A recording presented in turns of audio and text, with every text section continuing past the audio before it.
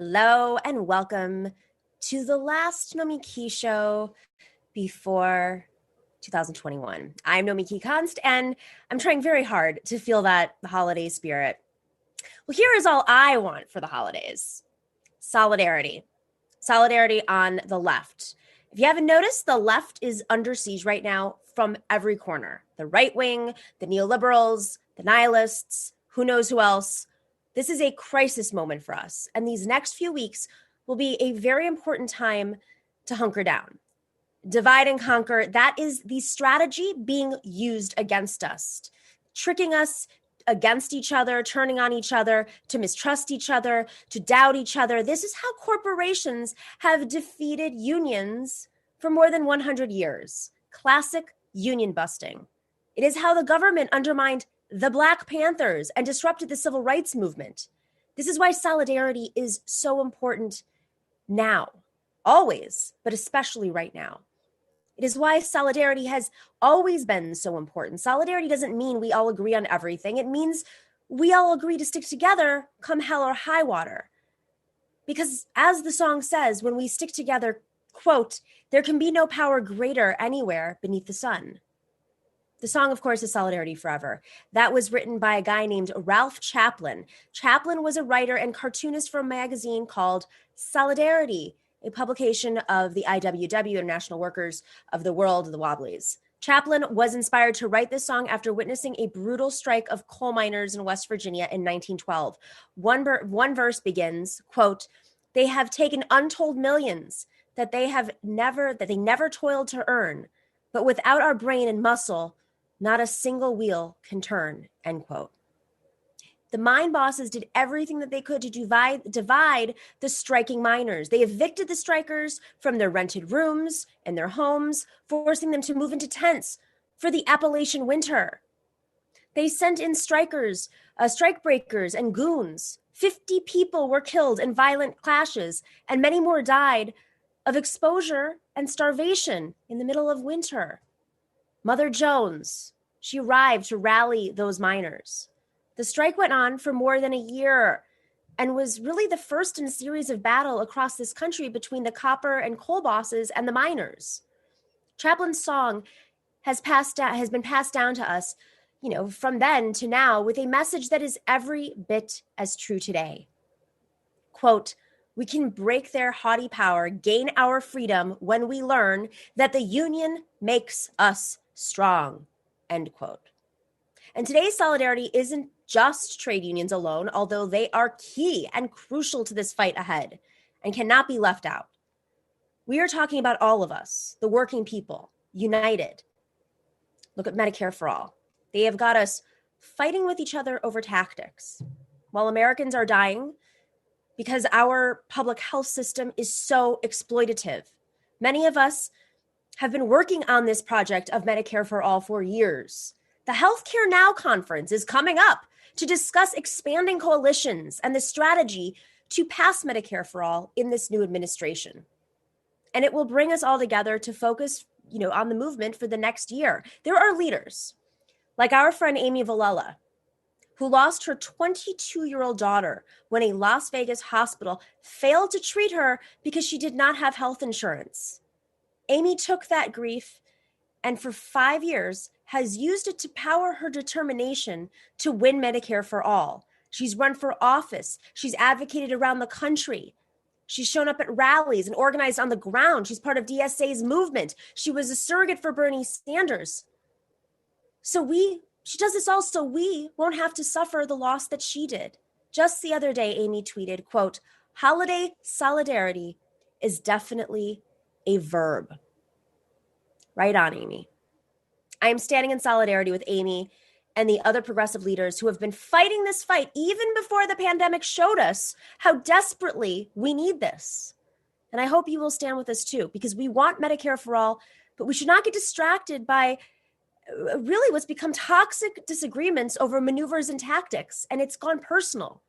This is about saving the lives of our fellow Americans, our friends, our family. It's about not going broke because you can't pay for your health insurance or you have healthcare bills and you have to choose between, can I pay for my rent or I have to pay off my healthcare bills? Or, of course, the long-term effects and the treatment that goes with that. Of course, if we had Medicare for all, it would be an important buffer. It would make sure that folks can't afford their rent when government clearly doesn't care about that either.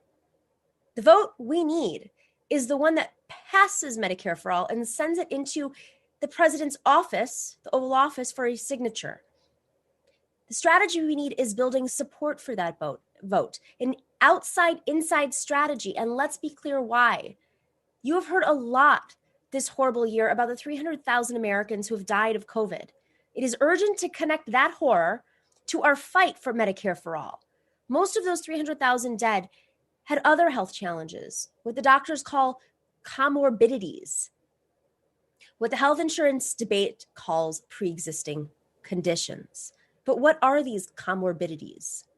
Diabetes, heart disease, high blood pressure, obesity, even vitamin D deficiency. Every one of these conditions is treatable, every single one. In other words, thousands and thousands and thousands of Americans who die needlessly because of the conditions that should be treated easily, but are not being treated until it's too late. This is the true scandal of COVID-19, not whether China hid the virus or Trump turned not wearing a mask into some sort of reverse virtue signal. The true scandal is that our healthcare system let thousands of our fellow Americans die of COVID-19 because they did not get treated for the pre-existing conditions that made the virus so lethal. And they can't get treated afterwards if they did survive COVID-19, not to mention the bills that stack up in between. Even now, thousands more will die in the next 6 months.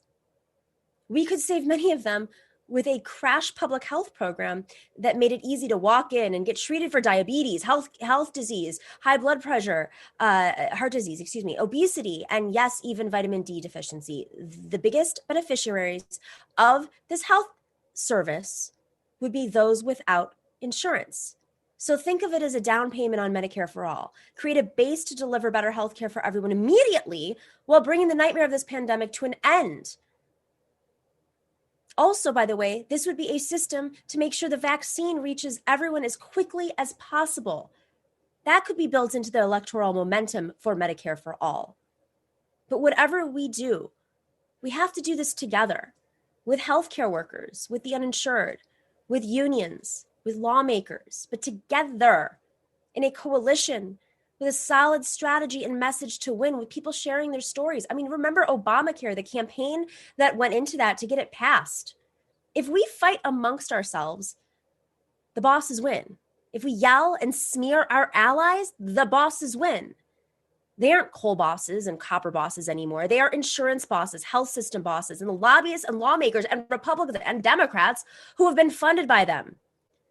But the issue is the same. Solidarity forever. All right, we have a wonderful show today. We have Branko Marcetic, then Jordan, Zakarin, and Esperanza Fonseca on. If you have not already, make sure to sign up for our book club. We are starting that on January 1st. It's very exciting. We have 3 different levels of book club membership. Go check it out at patreon.com/The Nomiki Show. You can read 1 book a month, 2 books a month, or 4 books a month. But we will have conversations each week about those books. I'm super excited, and thank you to Professor Harvey K. for donating the first batch of the Thomas Paine book that we're going to be covering first. Go check that out. And thanks to everybody who's already joined. This is super exciting. I'm getting ready. I'm structuring my life a little bit differently so that I can read 4 books a month. And hopefully, I'm happy to share some of those tips as well. All right, we will be right back with Branko.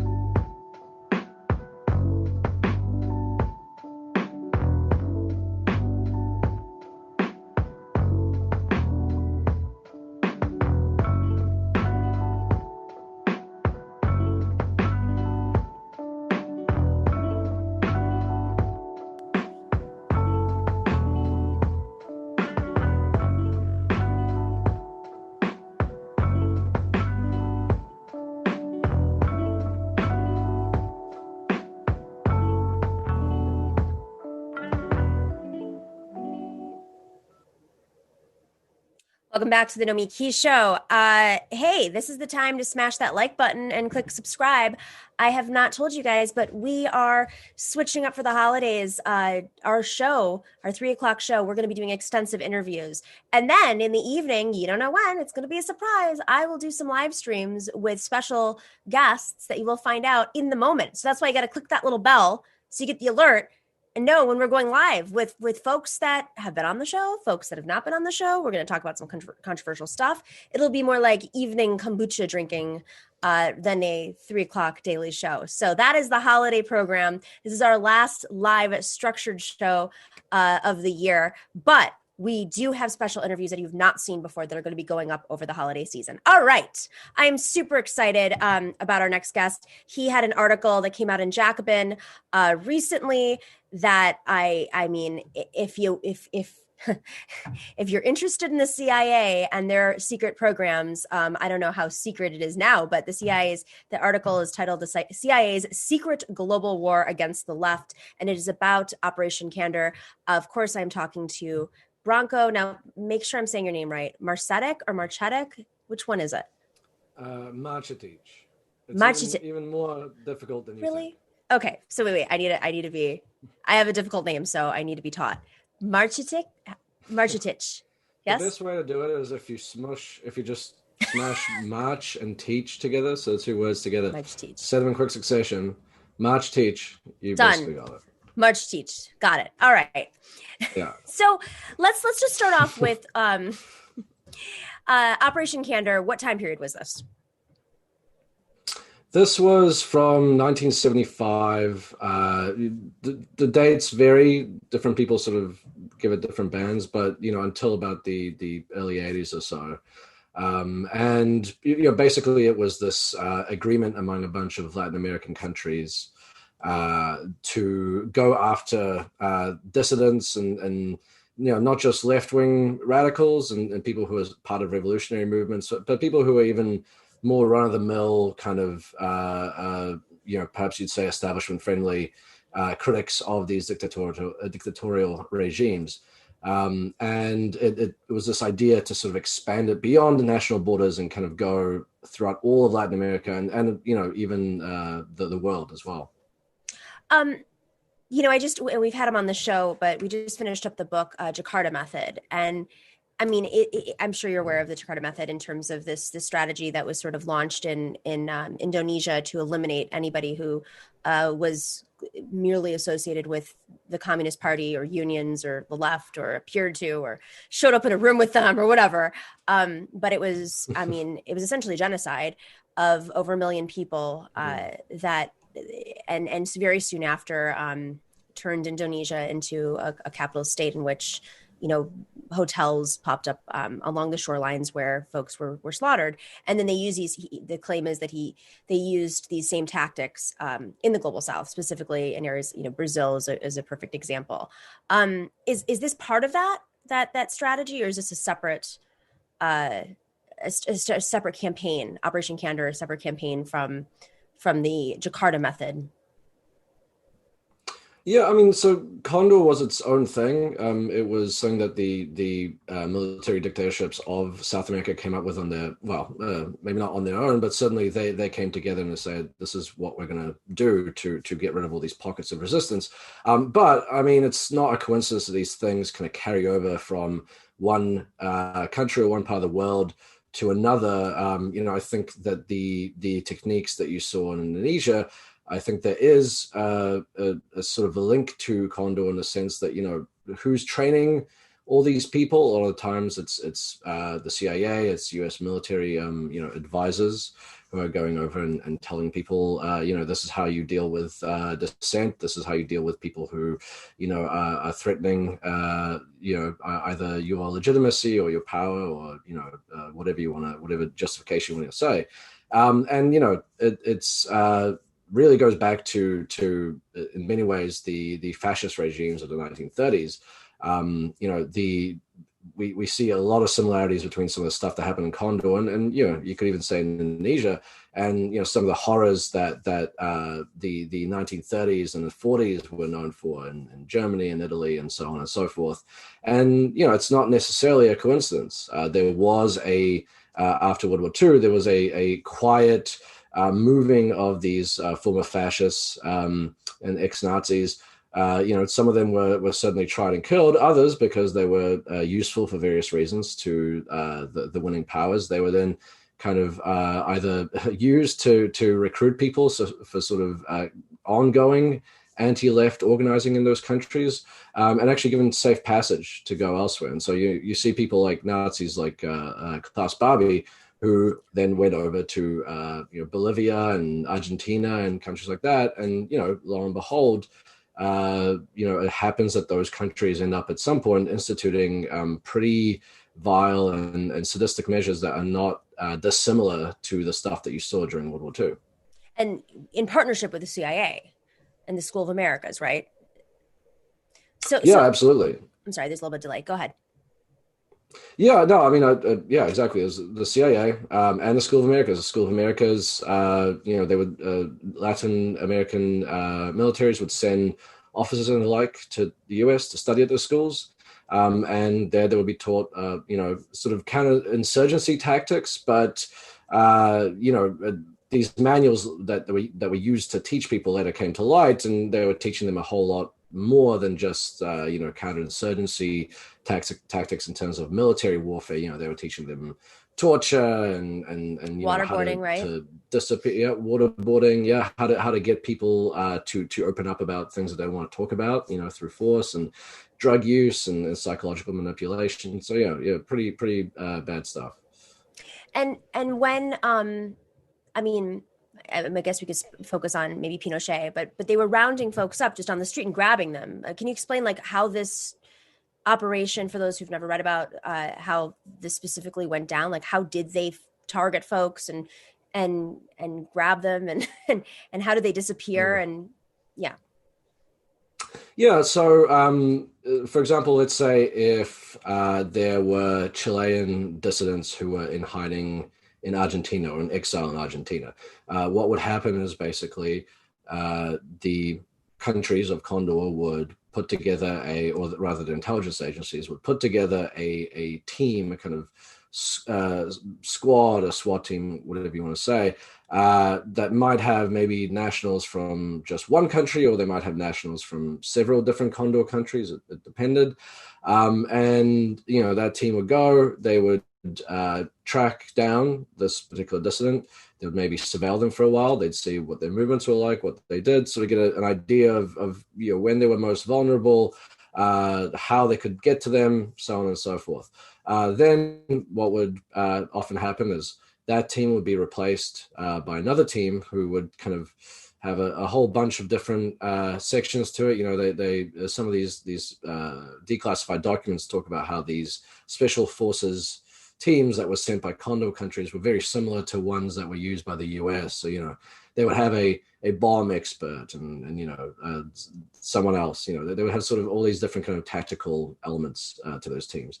And then they would, whether in broad daylight or something else, when the time was right, when the moment came, they would snatch these people up, throw them in a van and take them somewhere, maybe a prison in the countries that they were staying in, maybe a prison in another country. It could be a prison that was known about, or it could be a secret prison. And then typically they would be tortured. Depends how long. Some people were there for months. Many were disappeared. Some were also let out. Many heartbreaking stories of people who simply just vanished and were never heard from again, and no one really knows what happened to them. There were leaders of well-known leaders like that were killed, have been killed around the world in more quote unquote democratic countries. I mean, there was a famous bombing on Embassy Row in Washington, D.C. Can you help us understand just how organized this was? from an international perspective? I mean, to me, it just immediately I'm thinking, how can you take somebody to a prison in another country? But this was happening, and folks didn't know. Mm. Yeah, so when it was overseas, it tended to be assassinations. Obviously in Latin America, you could easily kind of slip someone through a border, especially because these countries were collaborating, and so you could easily get someone to a prison and do what you want with them. The overseas stuff was mainly about just killing people, getting rid of people, particularly Chilean dissidents or opposition leaders, people who, again, were not necessarily leftists, but maybe had formed some sort of united common front with leftists, with former members of the Allende government in Chile, and sort of tried to diplomatically isolate or otherwise hurt Pinochet's Chile. And so, what you'd see is sometimes they would work with, just alone, or they would hire someone else. In the case of the Embassy Row bombing, the murder of Orlando Letelier, they actually worked with some Cuban exiles. The Cuban exiles were very busy in this period of time. And in other cases, right? exactly. They needed jobs. And then, sometimes as well in Europe, they were working with ex-fascists, ex and neo-fascists. There's a historian, Patrice McSherry, who's written about this, and she draws connections between what was happening in Condor and Operation Gladio and the stay behind armies, which are these kind of this shadow infrastructure that the US through NATO and the CIA set up in Europe after World War II. If there was ever a Soviet invasion or, God forbid, an actual democratic victory for leftists in these countries, that they would sort of spring into action and do what they had to do to prevent that from happening, whether that meant murder or what have you. And so some of these networks were used to then assassinate these various, exiled leaders, opposition leaders. But the one in Embassy Row is probably the most shocking because, of course, the US was working with Chile at the time, and for a foreign government to carry out a terrorist attack on US soil, an allied government, technically, was incredibly outrageous. And for good reason, people, there was a scramble to cover up, and obviously a lot of reluctance to let the truth out about what happened. Was it some sort of intelligence? I don't want to say accident, but if the CIA was coordinating with whoever was the Cuban exiles, was this a lapse, or did they know that this was going to happen? Yeah, so for example, John Dingus, who I cite in the piece, he says he's looked through the evidence, and he believes pretty firmly that the evidence shows the CIA did not know. That doesn't necessarily mean that it's not culpable for what happened. The CIA knew that there was an Operation Condor. They the US government at the highest levels really encouraged it, both tacitly and openly. The US had played a role in really laying down the architecture of this, even if they didn't take the initiative to really set it up. So the CIA and the US government definitely has its fingerprints and is shares some blame for what happened. And I think that's often what happens in a lot of these cases. The CIA has done really terrible conspiratorial and inhuman stuff throughout its history, but there's also an element with these intelligence agencies where they do stuff and then they encourage things that just get way out of their control, and they fail to stop it for one reason or another, and it ends up blowing up in their face, and they have to basically go back and try and cover up that they had any involvement in it. So in that case, some of the assassins that were sent to the US, they went through the border and they were given approval by the CIA. The CIA said, let them through. Maybe because they thought, they're doing something else. But, again, you have to remember, they knew that this operation was ongoing. So at the very best, it's extreme recklessness on their part. At what point was this all uncovered? it's not that obviously there's some tactics that still play out in the global South regularly.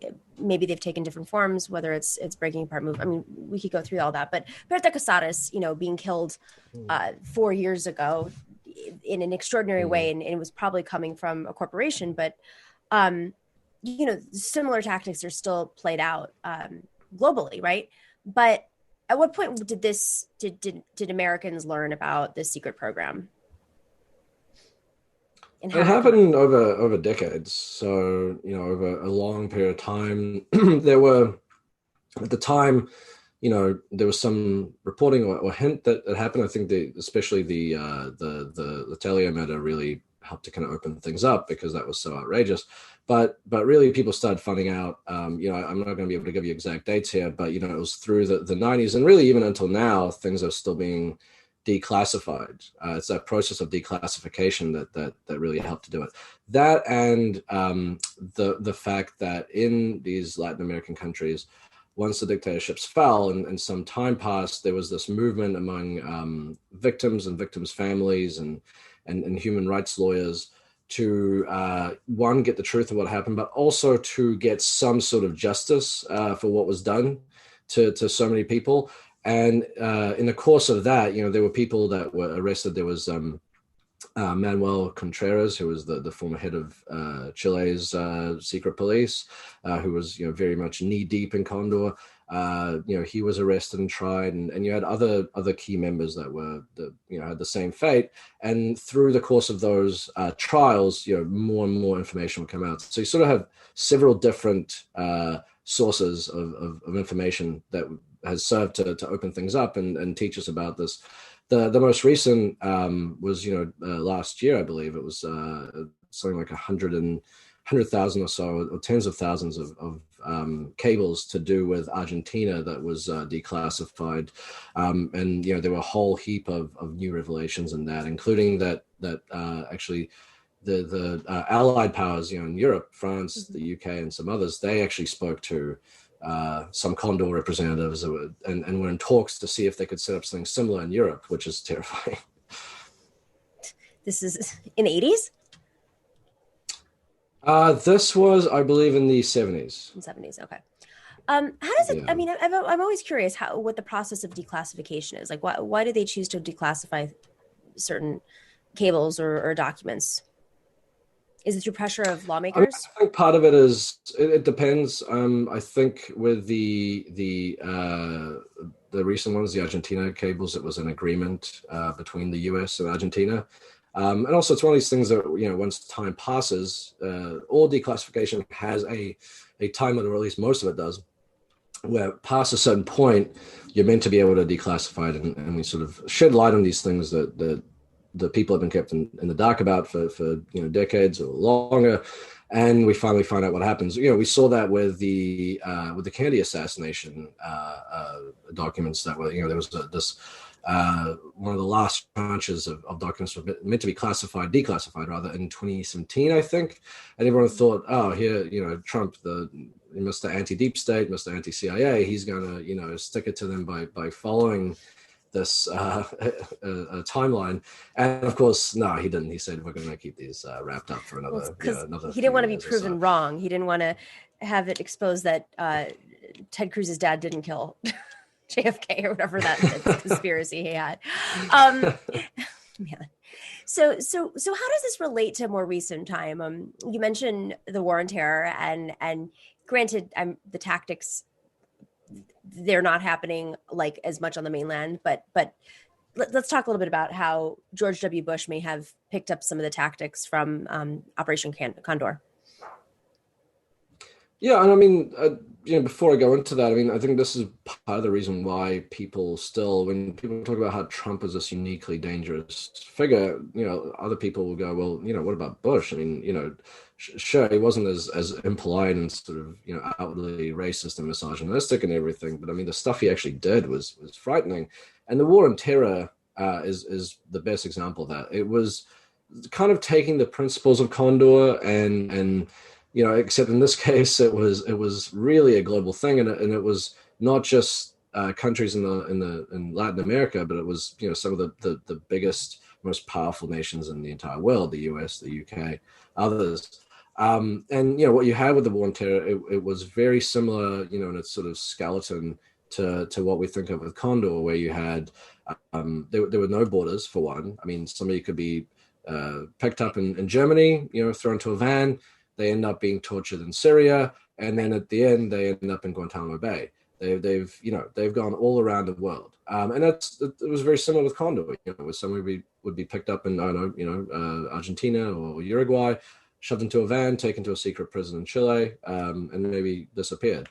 And so I think that element of it, the lawlessness of it, the transnational nature of it, the use of torture and all manner of techniques that in civilized democratic society are meant to be verboten, all of that really it may not have come directly out of Condor, but it's definitely these kind of techniques to stifle dissent have wound their way through history, and in the 2000s they ended up back in the United States. What's just so crazy to me is there's also just the fear that is left on citizens who live in those countries to talk about the stories. I mean, it is wonderful that so many families did step up, but when from what I've read about this period and the campaigns, I mean, there were neighbors who were turning in neighbors because they were afraid of also being wound up and seized off the street. So it's the tactics. I mean, not only does it leave fear in the communities, but it's also just turning folks against each other. And I think it's that's a different aspect of this that doesn't relate to the war on terror. But I don't know. I mean, I just feel like it's that penetrates into a culture. I mean, Indonesia is a perfect example because people don't talk about it. They're afraid to talk about the massacre because it's painful, and it's literally been the goal was to erase it from history, to erase literally leftists from history. Yeah, and I mean, I actually wouldn't say it necessarily does not relate to the war on terror, because it wasn't like you had people necessarily dobbing people in all the time during the war on terror, but you certainly had people. There was a atmosphere of paranoia that was created by the Bush administration that was telling people, be on the alert. Anyone could be a terrorist. If you see a bag sitting, if you see something, say something. Yeah. Exactly. Yeah. And that's still, I mean, people probably take it less seriously now, but that is still a thing that you will hear in the airport. You had people who were, you had for example, the NYPD surveillance of Muslims in New York City, just ordinary Muslim communities. And there was, I think, certainly maybe not from the state, but I would say probably among right-wing media, there was an encouragement to kind of see people who were completely normal, law-abiding Muslims as maybe something darker. And I think to some extent that's kind of continuing now with Trump, where Trump was yelling about Antifa, kind of just like Condor blowing up the size of Antifa and its importance and how actually dangerous or capable it was to do the stuff that he was alleging that they could. And that I think is a similar thing where the messages Antifa could be anywhere. They could be in your neighborhood. If you see a protest, that could be Antifa, and some of that stuff is coming from the liberal side as well, where the idea is that if it's a Black Lives Matter protest or any sort of protest, well that's because that was organized by the Russians, or it was caused by Russian disinformation. Or so there is a really spreading paranoia, I think, that hasn't really stopped since the war on terror. It's just kind of changed shape. We got a question from one of our listeners. Jules T asks, and I'm fascinated by this too, what's the connection between General Salvador Cienfuegos and the CIA, separately, I think, along with the 43 massacred university students in Mexico? So I just watched not a docuseries. It was a series on Netflix. I believe it's called The Candidate. It's produced in Mexico about that massacre. And I know Harvey K, who's in the chat right now, also knows a lot about this because he lived in Mexico City right after the massacre. And a massacre that was pushed out and organized by the CIA and influenced Mexican authorities to basically shoot down a peaceful organized protest by teachers and faculty and students, of course. Was there any sort of connection between the programs? Are you aware? Mexico is not part of Condor, so I can't speak to that. But I mean, the CIA has been involved in that part of the world for decades, and not just the CIA, but the U.S. government more generally. We know from just history, the U.S. for a long time, U.S. leadership saw Latin America as its sphere of influence, right? That was what the Roosevelt corollary to the Monroe Doctrine also kind of emphasized that, hey, if we needed to, we will come in and take care of this part of the world, and that all these things that we're talking about are part of that legacy, the CIA was very much involved. They helped set up Chile's secret police, of course. The U.S. government gave the nod to the coup in Chile, and so many others in that part of the world. And often this was very much to do with U.S. and more broadly Western business interests that were threatened by all these different people's movements in these parts of in these countries. There were a whole host of corporations that were basically lobbying Nixon. You have to do something about Chile. You have to do something about Chile because they felt that Allende's government was going to be a threat to their business interests. Same with the overthrow of democracy in Guatemala in the 50s, where basically it was done because of the United Fruit Company. They were worried about the agrarian land reforms that were going to basically take away the land they were using to grow fruit. And again, they were lobbying the government, and actually members of the government were even they were on the board of United Fruit Company and so on and so forth. So this stuff has always been pretty solidly intertwined. Yeah. It's pretty shocking now when you look back on it. But then again, you look at what's going on now, and is it really any different? You have the board member of Raytheon is the defense secretary. Right, exactly. Let's be real. Board member of Raytheon is the defense secretary, and the DNC's rules committee is made up of folks who, lobby for weapons manufacturers. So that's the world that we live in. Branko, super fascinating article. Go check it out. It is a great read for the holidays. It's in Jacobin right now. It's called The CIA's Secret Global War Against the Left. We'd love for you to come back on. I would love to read this book if you want to write it, if you're not writing it. Well, I mean, there's actually a lot of great. I'd give a little plug. There's John Dingus, one of the authors who I cite. He's actually coming out with a sequel. I don't know when it's going to come out, but he is working on it. So great. Keep your eyes. Maybe we'll add that to our book club. Awesome. All right. And people are giving you a shout out for, of course, your book on Joe Biden's Yesterday's Man. So they're a big fan. Wish we had time to talk about that as well. So hopefully you come back around inauguration. How's that? Does that sound good? We can talk about Joe Biden. That sounds great. Yeah. We got 4 years to discuss this, man. Yeah. So much. All right. Thanks, Branko. Take care. We will be right back with our panel. We have Jordan and Esperanza joining us to talk about today's news. It's the last day of panels we have for a while, so let's get ready. This is going to be a good one. All right.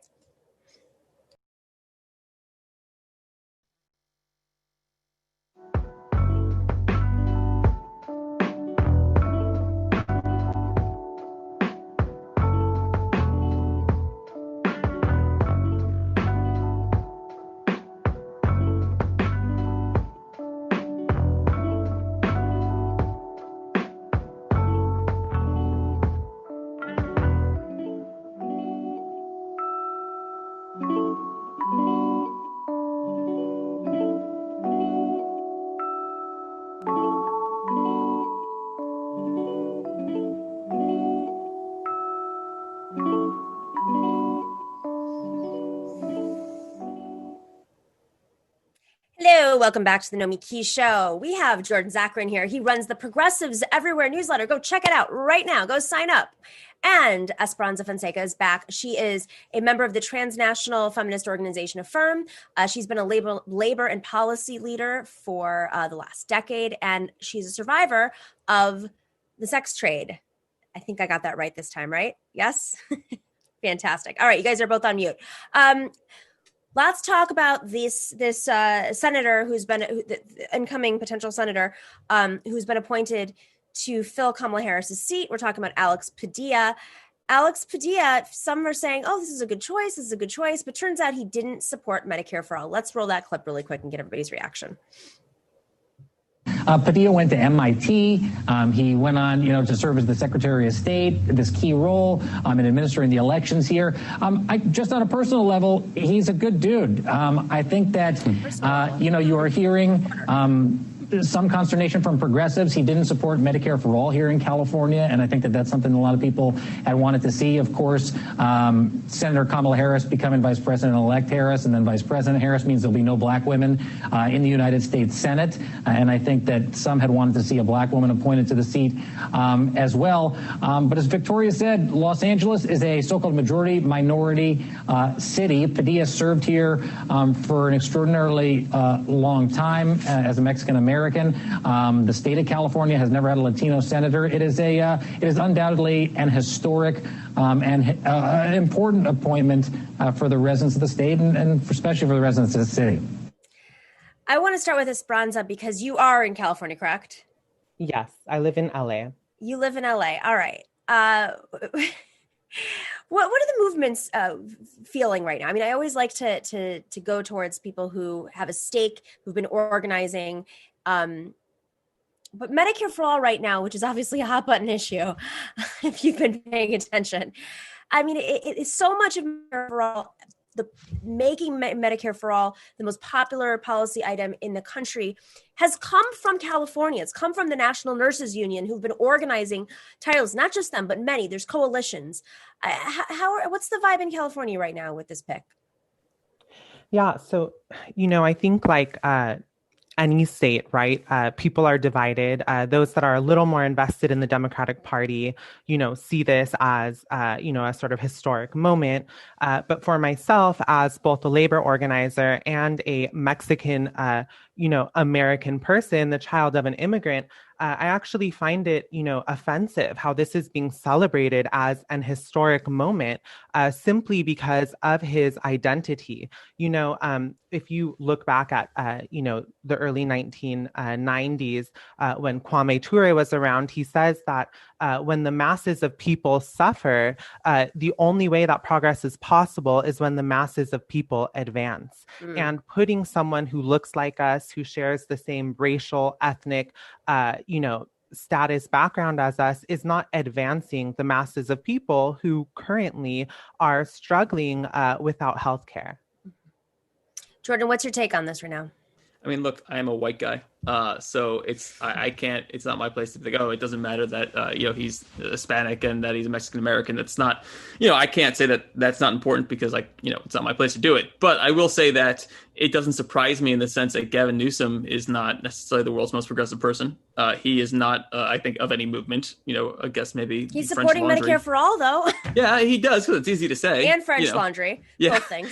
I mean, that's the thing. It's like, did Kamala Harris actually support Medicare for all? She did it for like a minute during her campaign. So, it's easy to say that you support it when there's no consequences. If you're a governor, you're not going to install Medicare for all yourself. And so, whether he actually supports it or not, I don't know. I'm not surprised by this. I will say that, I don't know if he'll be primaried in 2022. He has to run again then. And so it could be a quick term for him. But I think that, should Dianne Feinstein, and this guy was recommended by Dianne Feinstein, even though he's been around a long time, I think that should she no longer be in the Senate in the next few years before her term would be up in 2024, I think there will be an immense amount of pressure to nominate a Karen Bass or a Barbara Lee. And I think that the movement, I'm not in California, but I think that should start now, putting that pressure on, both either to have them run, in 2024 or to have them be like the go-to, you have to choose this person when Dianne Feinstein, she's not getting younger when she decides to leave the Senate. And I just want to add on one little bit here. I think what's frustrating about these campaigns right now, and I say campaigns to get certain folks into these seats or to get certain issues pushed on the table, or the outrage folks have about like the direction. I feel as if labor has kind of, maybe they're just operating behind closed doors, but they're not leading us in any direction. Esperanza, you have a labor background, and I mean, if labor decided to get behind one candidate to replace Feinstein, don't you think that would make folks feel a little bit better and would pressure the centrist Dems to do the right thing? Well, I think, one thing that needs to be corrected is sometimes the assumption that labor leaders are not centrist Dems or are, naturally on the side of progressive Democrats. Right. And, that is simply not true, right? We know during the, McCarthy era, anyone left of center was sort of purged from unions. And so I think right now what we see in the labor movement is that we need a real resurgence of social unionism, which is something that, we are severely lacking, and that, I think has been in decline since, union density has been in decline. Correct. And then that leads to the stimulus. So of course, $600, I think we could all agree stimulus checks are too small. Even Donald Trump agrees with this right now, supposedly. And House Democrats will now be leading an effort to get $2,000 checks approved. Strange bedfellows, or is there something else going on here? Jordan, what do you think?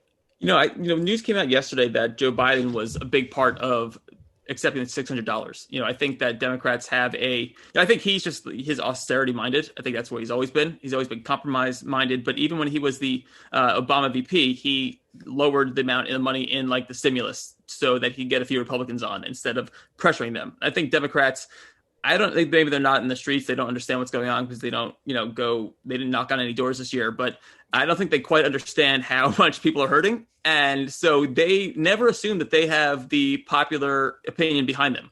And so between being austerity minded, I mean, this is now a good administration that has Bruce Reed as the deputy chief of staff, Mr. DLC, Simpson Bowles Commission.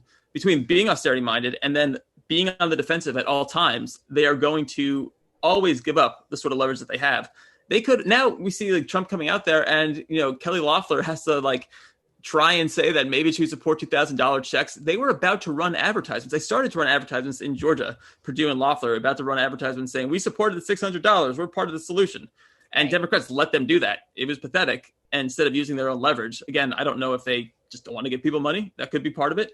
But Trump, for whatever reason he's doing this, I don't know, maybe he just wants to screw over Mitch McConnell, but it's a sign and, makes it obvious that Democrats can't always just blame Mitch McConnell for things. They have to own the fact that they are both out of touch and austerity minded and maybe terrified. And I think that this is a great example going into the Biden administration that they need to be aggressive and progressive and present these ideas that, Republicans are going to feel heat for not accepting. What do you think, Esperanza? Yeah, I think that this is endemic of a larger problem with, our politics in America. I think that there is a growing consciousness that both the Democrat and Republican parties are corporate parties. We think that the Democratic Party is a workers' party, a people's party, and it's not, right? They're a party of multicultural, progressive, identitarian, neoliberals. And so we have these progressives running on the Democratic ballot, promising people that they are going to enter Congress in order to fight for us. And what ends up happening is that both the Republican and the Democratic Party are using poor people as cannon fodder in their political battles. And I think that is what is so, not disheartening, but almost, malicious and evil about this moment is that it is poor people who are struggling without healthcare, who are struggling without jobs, without housing security, that are simply being used as cannon fodder as Republican and Democratic politicians fight each other for who's going to control the government. And then the last thing I want to say about that is, Trump is very smart, I think, in what he's doing. And I think that the Democratic Party is only digging a grave for itself because they are, by not fighting for the people, they are allowing someone like Trump or even like Hawley to sort of pop in and say, I'm the populist candidate, I have your back, and actually implement a far-right agenda in the process. Exactly. And then what is built as a result is the ecosystem, that already exists for a far-right agenda, right? Yeah, and I mean, listen, the same thing's happening on the left right now. It's when there's no message, when there's no strategy, when there's no leadership, that's when the folks come in and say, "Ooh, I sense an opportunity to pull some of your base away from you, or divide you, or bring them into my, libertarian far right, whatever this pseudo populism strategy is." You discuss poor people, and the vaccine. Is first off, we don't have enough vaccines, at least in the next few months, for most Americans. We have about 2/3 of the vaccines, number of vaccines it would take to disperse to all 330 plus million Americans. So I think there's like 2/3 of that is what we have.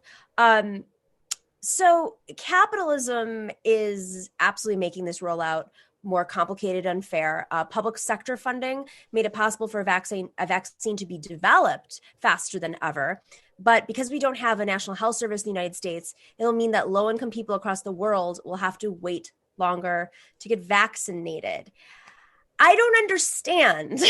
Isn't the concept of the vaccine that everybody has to get it, and if one person doesn't, it puts everybody else at risk? This is like mind-blowing. I was going to say that I don't even know. I don't even know where I would get it. Right?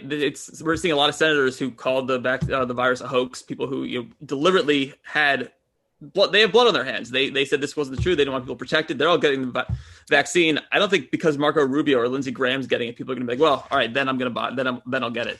I think that's a BS reason, but I don't even know where I would get it. You get emails occasionally from a city MD or a doctor saying we'll have it in the summer.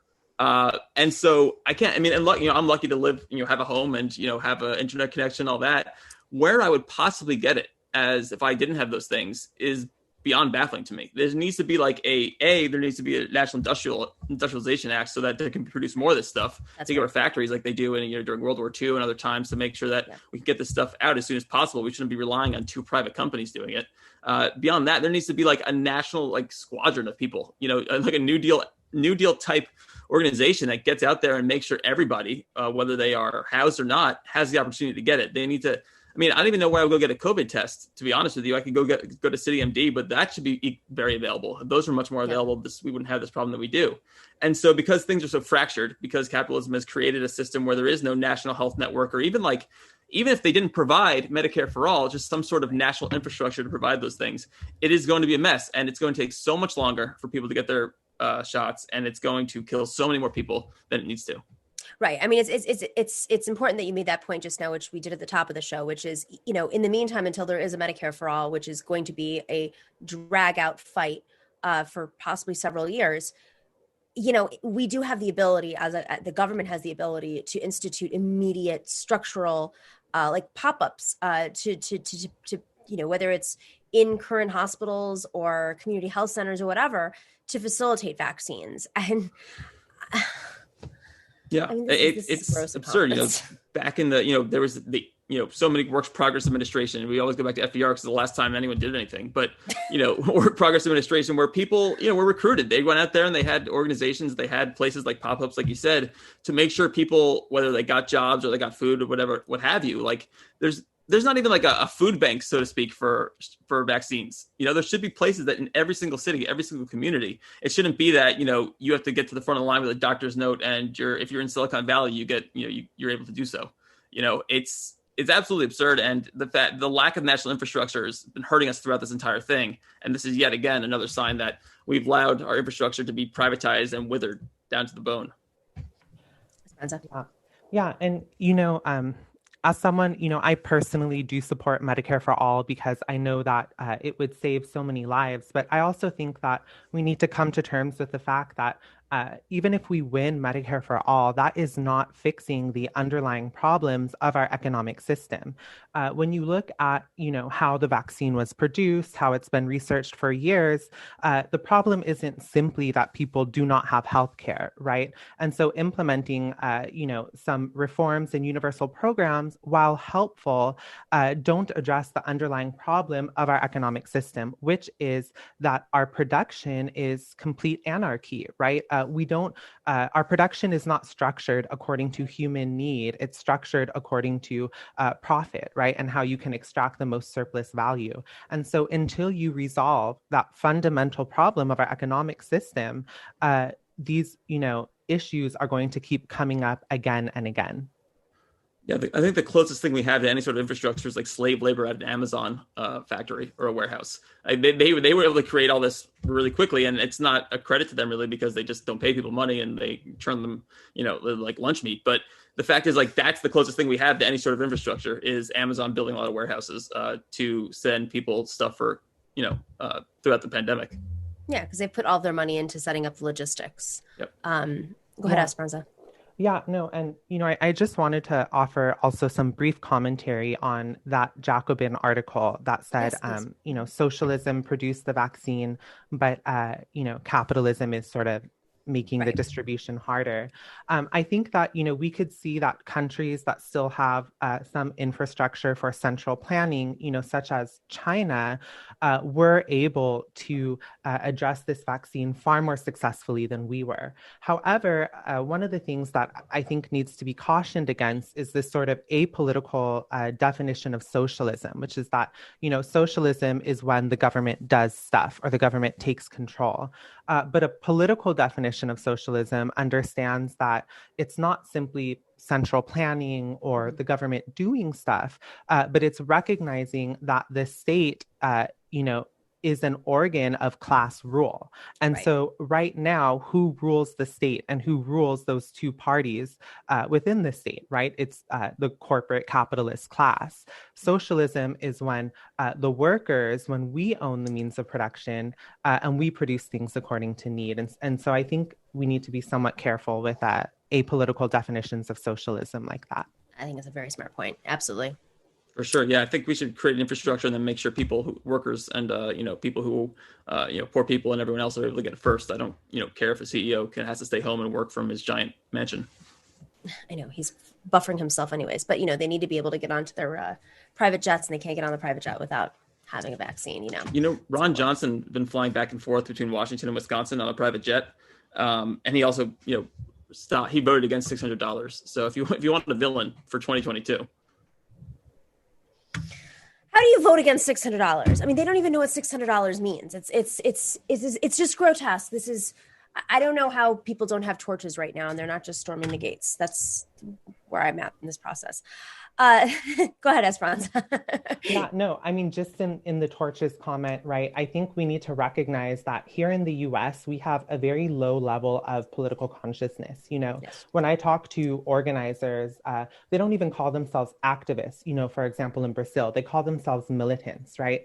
And we know that when conditions decline and consciousness rises, that is how the conditions that are able to produce substantive change in our society. And so as conditions continue to decline, pandemics will continue to pop up. It's our job to educate people and raise their level of consciousness so that we can have, torches, whatever, in order to change things. Figurative torches, I'm saying, because we're on YouTube. Okay. Jordan, Zakarin, Esperanza, thank you so much for joining our last show of 2021. You guys have any plugs? Esperanza, Fonseca, plugging anything to plug right now before we go? No, just, check out my Medium because I, continue to write things. I'm going to be coming out with a sort of analysis of Andrew Yang's policy platform and what I consider to be the problems of it. Please do. Yeah, please Thank follow you. me on Twitter. Yeah, please do that before he runs for New York mayor. Really would appreciate that. There's a new platform out there called Substack. I'm one of the first people to be on it. I'm kidding. But Progressives Everywhere newsletter is on Substack, progressiveseverywhere.substack.com. And I'll still be putting out newsletters throughout the break a little bit. So just see you there. Fantastic. Thank you guys so much. And Thank you. Some shout outs from our squad on YouTube right now. Love to Henry Jonas. Thank you so much for the love. And Patrick Emmerich, who says, thanks for starting the Daily Show and doing such great work to spread our pro-worker message. I hope you have a nice, relaxing break. I will try. I'm going to do some live streams. I'm sure I'll channel my frustration into live streams. So if you feel free to join in that effort. Prairie Fire Kowalski from Nebraska says, blizzard in Nebraska today. Oof. Looking like a white Christmas. That's lovely, though. I'm full of holiday cheer and glee. Have some cash for 2021 indoctrination fund. Thank you. Thank you. Thank you. And thanks for your insightful entertainment. You made 2020 better for thousands. Greatly appreciated. And thank you to Harvey K, professor in the live chat. We love you. Go check out our book club. I'll get to that in a second. so grateful to MIDI doctors and Walrus for working the algorithms. And of course, Bob, Chokin, and Orb for keeping this chat room troll free. We know the trolls are out. We know some bots are out. We have like a little bot analyzer, and I'm really shocked by how many bots. So I don't know where it's coming from. But, we got to stay together. Solidarity. We have a common bond. If we want to pass these key pieces of legislation, we have to have coalitions. Vinny Holiday says, how effective is the Defense Production Act, and why is it not discussed as an option any further? You know what? That's a great idea. Maybe I'll find somebody who's an expert on that, and we'll bring them on during the break as a live stream or one of these special interviews. Thanks for the idea, Vinny Holiday. And JL, thanks for covering this topic today. Have a great holiday season. You too. So much love. All right, join the book club. We start in the new year. We're starting with the Thomas Paine book by Professor Harvey K. I believe we've hit our quota, but he's sending a free book to our first, I think, 10 book club patrons. So if you haven't already, go in there and sign up. And then after that, we're going to be doing, it's going to be The Death of Who Killed Bertha Casares. I don't have the books handy. I apologize. That's going to be our second book of 2021. And then I do have this book, No Shortcuts. It is one of our Bibles in organizing for power in the new Gilded Age. It is by Jane McAlevey. She is such a brilliant organizer. She's often brought in to prevent any sort of union busting. She understands how power works. This is a must read. And then we have The Plunket of Tammany Hall, a series of very plain talks on very practical politics. Brilliant book recommended by Arun Chowdhury, one of our regulars. So go sign up if you have a chance. We're going to be doing interviews and discussions around each of these books, so you'll have access to that as well, and you're able to share your own questions. We'll discuss them during each of our book chats, I guess we're calling them. That's what it is. Have a wonderful holiday season. Happy New Year from the entire team at TNS. I will see you definitely during the break, but on behalf of everybody else, we are so grateful to you. This has been a rough year for everyone, and we're just incredibly grateful for everything that you've done and committed, and for showing up and being part of this TNS family. All right, be well, everybody. Left is best.